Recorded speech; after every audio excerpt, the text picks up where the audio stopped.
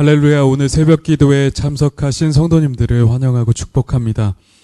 오늘 주시는 하나님의 말씀은 욥기 6장 1절부터 30절입니다. 너무 길기 때문에 24절부터 30절 말씀을 제가 봉독하도록 하겠습니다.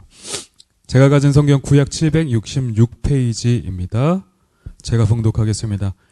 내게 가르쳐서 나의 허물된 것을 깨닫게 하라. 내가 잠잠하리라. 옳은 말이 어찌 그리 고통스러운고 너희의 책망은 무엇을 책망함이냐. 너희가 남의 말을 꾸짖을 생각을 하나 실망한 자의 말은 바람에 날아가느니라. 너희는 고아를 제비 뽑으며 너희 친구를 팔아 넘기는구나. 이제 원하건대 너희는 내게로 얼굴을 돌리라. 내가 너희를 대면하여 결코 거짓말하지 아니하리라. 너희는 돌이켜 행악자가 되지 말라. 아직도 나의 의의가 건재하니 돌아오라. 내 혀에 어찌 불의한 것이 있으랴. 내 미각이 어찌 속임을 분간하지 못하랴. 아멘. 먼저 기도하도록 하겠습니다. 존귀하신 하나님 아버지 감사합니다. 오늘 이 아침에도 말씀을 허락하시고 또 하나님의 세미한 음성을 들으러 나오게 하시니 너무나 감사합니다. 주의 성령께서 또 깨닫게 하여 주셔서 오늘을 살아갈 말씀을 우리가 얻게 하여 주시고 이 주님의 그 뜻에 우리가 온전히 순종하여서 하나님께 영광이 되고 또 많은 사람들에게 유익을 끼치는 우리들의 삶이 되게 하여 주옵소서. 오늘 이 말씀에 집중하기 원합니다. 주님 감사드리며 예수님의 이름으로 기도드렸습니다. 아멘. 당신은 진정한 친구입니까? 라는 제목으로 하나님의 말씀 전하겠습니다. 여러분은 여러분의 삶 가운데 몇 명이나 되는 진정한 친구가 있으십니까? 우리는 보통 어렸을 적 학교를 다니고 많은 친구들을 사귀게 되지만 해가 지나고 나이가 먹을수록 자연스레 친구들을 하나둘 잃게 됩니다. 그리고 가정이 생기고 자녀를 낳으면 더더욱 그러하지요. 그럼에도 불구하고 끝까지 연락하며 남아있는 친구들은 보통 평생을 함께 하게 됩니다. 그런데 우리가 단순히 친구 관계를 유지하는 것 말고 그 친구가 내 진정한 친구임을 알려면 우리는 어떻게 할 수 있을까요? 어떻게 할 수 있을까요?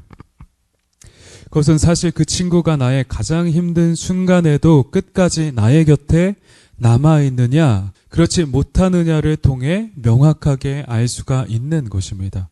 이를 함께 끝까지 견뎌내 준다면 그가 바로 나의 진정한 친구임을 알 수가 있겠죠. 세상 사람들이 흔히 하는 말 중에는 이런 친구가 한두 명만 있어도 성공한 것이라고 하지 않나요? 정말 그렇습니다. 이런 친구가 한둘만 있어도 정말 성공한 인생이라고 할 수 있을 것 같아요. 여러분에게는 나의 고통 중에도 끝까지 함께 남아 위로해주는 이런 진정한 친구가 얼마나 있으신가요? 오늘 본문을 보도록 하겠습니다. 욥은 당대에 온전하고 정직하여 하나님을 경외하며 악에서 떠난 자였습니다. 그런데 사탄의 참소와 하나님의 허락에 따라 욥은 시험을 당하게 되죠.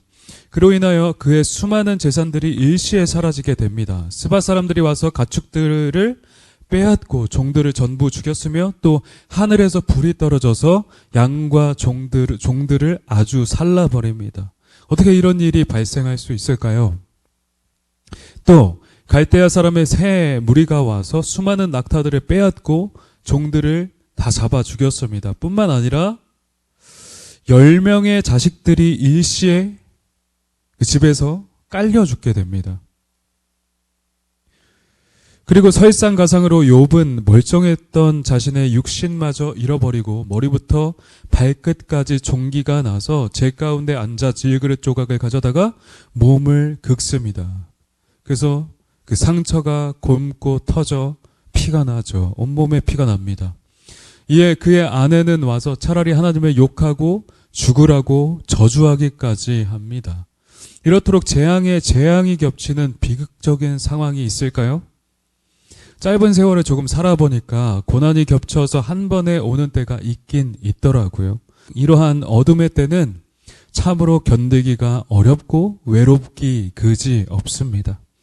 이러한 상황에 최극단에 내몰렸던 욥은 이에 자신의 처지가 너무 고통스러워 자기의 생일을 저주했으며 그 삶을 한탄하고 괴로워했습니다. 차라리 죽음을 바라고 원하게 되어버렸죠.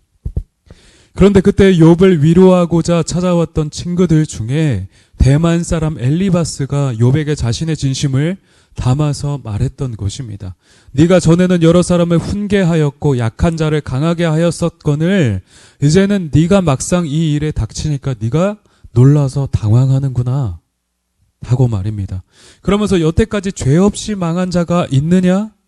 면서 어서 회개하고 하나님을 찾으라고 훈계하고 있었던 것입니다. 그래서 네가 회개하고 만약 하나님의 징계를 달게 받는다면 희망이 있을 것이고 소망이 있을 것이고 여호와께서 다시 싸매시며 다시금 살리시고 회복해 하실 거라는 것이었습니다. 그리고 전에 누리던 그 풍요와 평안, 행복을 누리게 될 거라고 말입니다. 그러나 욥은 이 말에 전혀 동의하지 못합니다. 자신은 여호와와 사람 앞에 이렇다 할 죄를 짓지 않았기 때문이죠. 자신은 하나님과 사람 앞에 결백했습니다. 뿐만 아니라 현재는 너무나 고통스러워서 견딜 수가 없을 지경인데 이것이 과연 할 소리인가요? 친구로서 할 소리인가요? 그러므로 욥은 자신의 고통의 무게를 달아서 보여줄 수만 있다면 좋겠다고 말합니다. 욥은 엘리바스의 매정한 말에 더 큰 고통을 느끼면서 차라리 죽음으로까지 자신의 결백을 증명하고자 합니다. 당연히 그렇지 않겠습니까? 만약 여러분들 중에 자녀 중 하나라도 불의의 사고로 죽음을 맞게 되었는데 근데 그 장례식에 와서 한다는 소리가 너의 죄를 잘 찾아보고 그 죄를 회개하면 하나님이 너를 다시 회복시키실 것이라고 한다면 여러분들은 그 말을 견디시겠습니까? 그 사람과 관계를 계속해서 유지하겠습니까? 그러므로 우리는 아무리 바르고 이치에 맞는 말이라 할지라도 이를 경솔하게 표현하여 다른 사람들에게 상처를 주는 것이 아니라 이를 상황과 이치에 맞게 절제하여서 위로하는 지혜가 필요하다는 사실을 보게 됩니다. 그리고 우리는 타인의 말 못할 상황에 대하여 전부 다 알지는 못하죠. 우리의 판단이 정확하지 못할 수 있다는 겁니다. 그러므로 진정한 친구라면 그 고통당하는 친구의 상황을 분석하고 비판하며 날카롭게 해결책을 제시하는 것이 아니라 그의 고통에 그저 공감해주고 가만히 함께 있어주면 된다는 것입니다. 그저 가만히 함께하며 지지해주는 것이 그 고통당하는 자의 가장 현실적인 힘이 되어줄 것입니다. 욥이 기대한 것은 친구들로부터 어떤 해결과 구제받는 것이 아니라 그들의 지지와 따뜻한 사랑을 받는 것뿐이었습니다. 그저 아무 말 없이 함께 있는 것을 원했을 뿐이죠. 힘들 때에 굉장히 고통스러울 때에 그저 말 없이 함께 있어주는 것 그것이 얼마나 큰 힘이 되어줍니까? 여러분은 이를 경험해 본 적이 있지 않으십니까? 물론 고통이 극에 달하면 그마저도 느끼지 못할 수 있습니다. 여튼 그러함에도 불구하고 엘리바스를 비롯하여 뒤이어지는 모든 친구들의 언사는 굉장히 차갑고 모욕적이었습니다. 좋은 시절에는 우정이 흘러넘치고 사랑이 깊다가도 시련이 오면 금방 말라져 없어져 버리는 와디와 같았습니다. 그들은 욥이 고난을 당하자 그를 위로하는 것이 아니라 정죄하면서 자신이 보지 못한 죄악들을 자신의 눈으로 확인하지 못했던 그런 죄악들을 열거하고 지레 판단하며 욥에게 고통을 가중시켰던 것입니다. 혹시 여러분은 주변의 친구와 이웃, 심지어는 가족들에게 어떤 사람이십니까? 좋을 때는 한없이 좋다가도 어려워지는 상황을 만나게 되면 그 상황에 따라 시시각각 변하는 건천 같은, 와디 같은 사람은 아니신가요? 어떠신지요? 욥은 친구들에게 큰 실망을 표현합니다. 그리고 그들로 하여금 자신의 허물됨을 열거해 보라고 말합니다. 그러면 자신이 잠잠할 것이며 수긍하겠고 그것을 따르겠다고 말하고 했습니다. 욥은 그 고통스러운 와중에 친구들로 인하여서 이 얼마나 더 큰 고통이 가중되었겠습니까? 그러므로 우리는 고난 만난 자를 대할 때에 어떻게 해야 될까요? 물론 상황에 따라 다르고 그것에 지혜가 필요하겠지만 그 정황에 상관없이 그들의 잘잘못을 시시비비를 가리며 바른 말을 하고 정죄한다면 그것은 상황을 악화일로로 빠지게 만드는 것임을 우리는 알아야 할 것입니다. 그러므로 우리는 이런 일을 반드시 삼가야 하겠지요. 이러한 점을 두고 우리는 그 누구보다 우리 주 예수 그리스도의 예를 통해 우리가 어떻게 고난 만난 자의 친구가 되며 그들을 어떻게 효과적으로 위로할 수 있는지에 대해 잘 배우게 됩니다. 우리 주님은 그 자신의 온유하고도 따뜻하신 성품과 그 자비로서 고난 만난 수많은 사람들을 위로하셨고 무엇보다 그들의 근원부터 치료하셨습니다.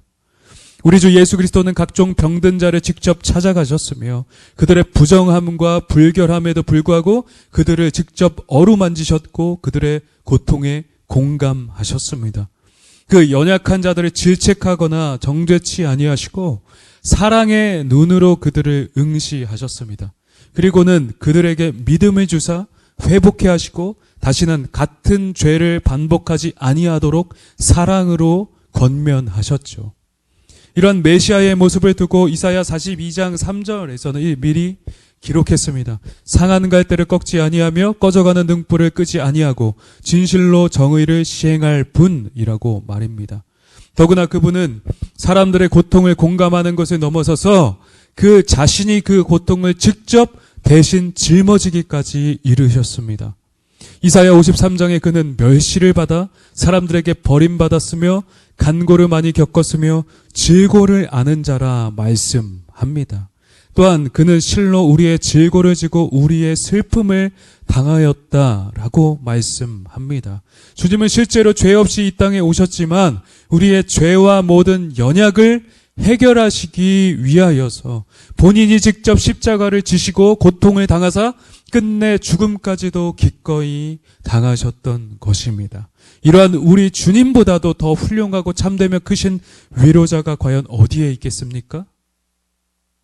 결론입니다. 우리는 욥의 친구들과 같이 고난 만난 자들의 잘잘못을 가리고 그들을 정죄하며 고통을 가중시키는 것이 아니라 우리 주 예수 그리스도를 닮아서 그런 고통당하는 자들과 함께하며 그들을 위로하고 공감하며 싸매고 회복시키는 그리스도인들이 다 되어야 할 것입니다. 또한 우리의 믿음의 분량이 크게 장성하였다면 그들을 대신하여 희생하는 그리스도 예수의 경지에까지도 이르를 수 있을 것입니다.